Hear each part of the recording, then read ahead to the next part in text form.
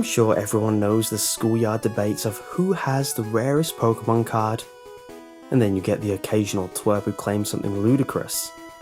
Well, how valuable are your rare cards? And how much are they worth today? Here's the top 10 rarest and most valuable Pokemon cards ever made. Also note, some of these cards are so rare that we couldn't find a sale to match a price to. All we know is that they exist. Tropical Mega Battle Legendary Bird Articuno Phone Card. Yes, you read that right. The first card on our list is not only a Pokemon card, but also a phone card. A few Pokemon phone cards were released in Japan, and while they're somewhat rare, the Tropical Mega Battle Legendary Bird Articuno Phone Card is one of the rarest. It features Articuno, drawn by Ken Sugimori, and was given out as a prize in the 1999 Tropical Mega Battle Competition. Although the exact details of how people won the legendary bird phone cards are unclear, some people say they were awarded to winners, while others say you got one if you completed your stamp booklet by battling other players. Certain players left the event with an Articuno, Zapdos, or Moltres phone card, selected randomly. Right now, those Articuno phone cards go for around $1,200. That's quite a price for a Pokemon card, but we're just getting started.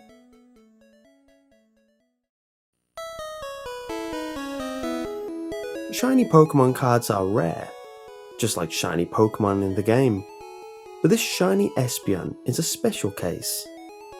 In 2005, the Daisuki Pokemon Fan Club held a special contest.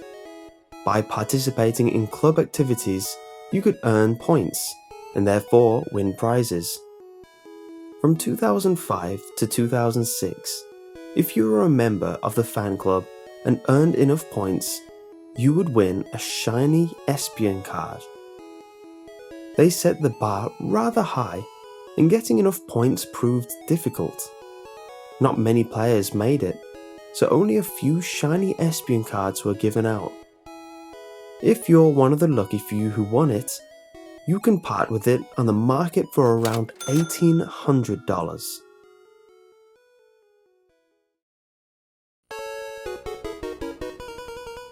Most of the cards we'll be looking at are rare because they are in such limited supply, given out as prizes for contests and such.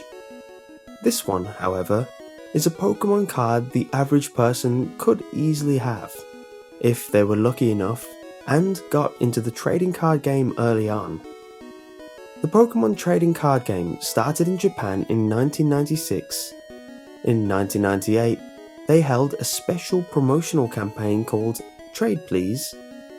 If you bought the album Let's Trade Please and mailed in the included flyer along with any 2 Pokemon cards, you would receive in exchange an unnumbered Please Trade promotional card and a special Charizard, Venusaur, or Blastoise card. These cards were later reprinted, but if you have the first edition cards sent through the promotion, they are incredibly rare. The first edition Charizard card is worth over $300 regardless of its condition and grade, but a graded first edition Charizard in good condition can reach prices of $3,000 or even $5,000.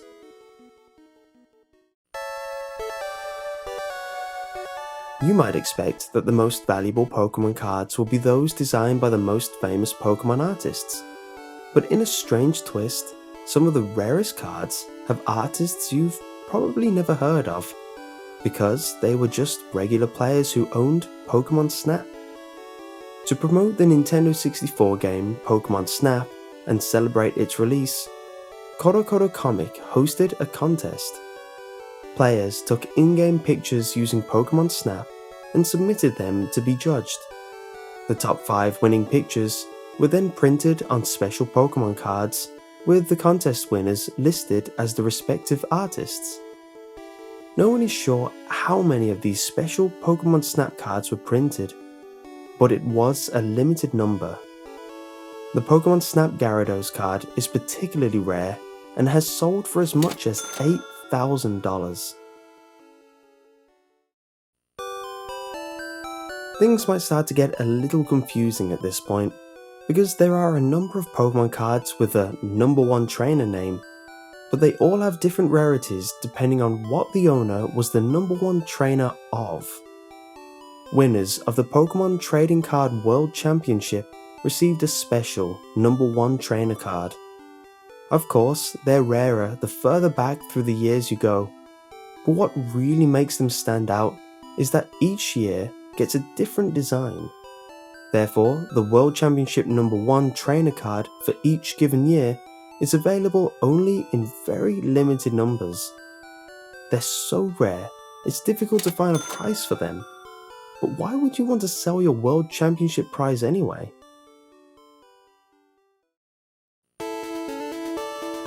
The Pokémon Trading Card Game World Championships have been held since 2004, but there were special tournaments held earlier than that. In the year 2000, winners of the regional Japanese World Challenge Summer events were granted a special number 1 trainer card that allowed them entry into the finals. These cards were even personalized for the winner. As such, their rarity, personalization, and age makes these cards exceptionally rare. Again, it's difficult to find a price for the Japanese World Challenge Summer number 1 trainer card from the year 2000, or any other year, but we imagine most people don't want to part with theirs.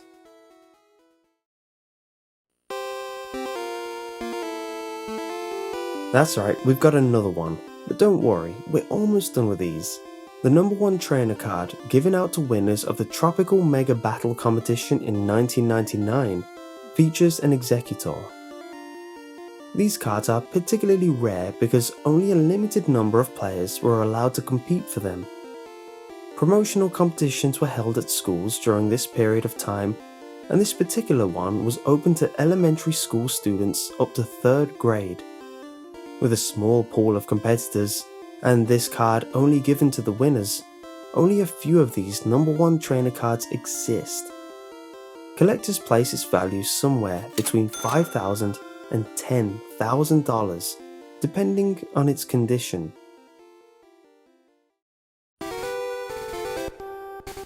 By now, it probably seems as though the only surefire way to get a rare Pokémon card is to win competitions. But this is the last number 1 on the list. On June 14th and 15th of 1997, the first ever Pokémon card game official tournament took place. Players who won the qualifying round were given special number 1 trainer cards that featured Pikachu holding a trophy. These were the first cards ever given to competition winners. They're incredibly rare. Once again, these cards are so rare, it's hard to know what they'd sell for.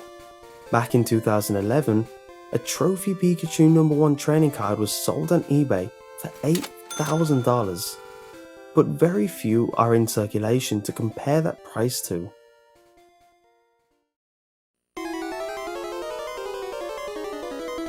So, what's rarer than a tournament prize?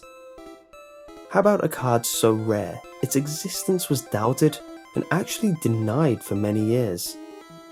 Raichu was released as part of a battle set when the Pokémon trading card game first became available in English in 1999. A few were stamped with the word pre-release, and theoretically given to the Wizards of the Coast employees. I say theoretically because mysteries surround this card. Some people say only a single sheet of Raichu cards were stamped, making it so 8 or 10 of them ever existed. Others say 121 pre-release Raichus were made, but over 100 were destroyed.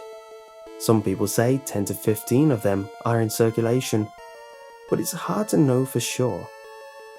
They were never meant to hit the market, and Wizards of the Coast claimed pre-release Raichu was just a myth. In 2006, however, a Wizards of the Coast staff member released an image of the card and brought the legend into reality. Due to the mysteries, rarity, and near mythical status, Some people refer to the pre-release Raichu card as the holy grail of Pokemon. Since there are so few pre-release Raichu cards out there, they are worth well over $10,000. Now, if you would-be collectors think that's a safe price for such a rare card, be warned. The legend of pre-release Raichu is so strong, fake cards with photoshopped pictures occasionally surface online, especially around April Fool's Day. Pre-release Raichu could easily be considered the rarest Pokemon card, and maybe it would be if there was a definitive answer on how many exist. But there is another card, so rare, so valuable, it takes precedence over this one.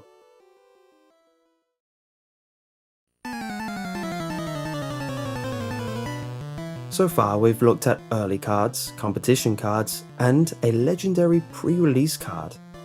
How could any card, even one featuring an adorable artist Pikachu, be rarer than that? In 1997, CoroCoro Comic hosted the first ever Pokemon card game illustration artist contest. Readers were asked to submit artwork of their favorite Pokemon. In the January 1998 issue, the winners were announced. The top 3 each won 20 copies of a card featuring their artwork, along with a Pokemon illustrator card featuring Pikachu. While the next 20 winners didn't have their artwork featured, they got the Pokemon illustrator card as well. 2 more contests held later in the year also yielded Pokemon illustrator cards as their prize, bringing the total number distributed Pokemon illustrator cards up to 39.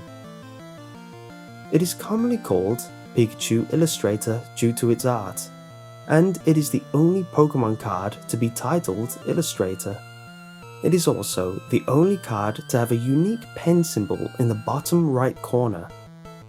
Of the original 39, it's unclear how many remain, but only 5 are in circulation. If you want one, well, brace yourself. Even an ungraded card is worth $20,000. If it's graded, it will sell for at least $50,000. And as for those rare few Pikachu Illustrator cards still in mint condition, it currently holds the highest value of any Pokemon card ever sold, because one sold on eBay for $100,000.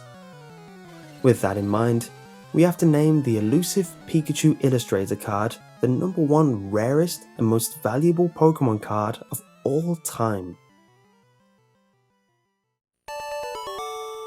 If you enjoyed this week's list, leave a like, and if you want to see more in the future, subscribe. And if you want to see another top 10 based around Pokemon, click here for my top 10 darkest Pokédex entries, or here for my top 10 things I wish I knew sooner in Pokemon Go.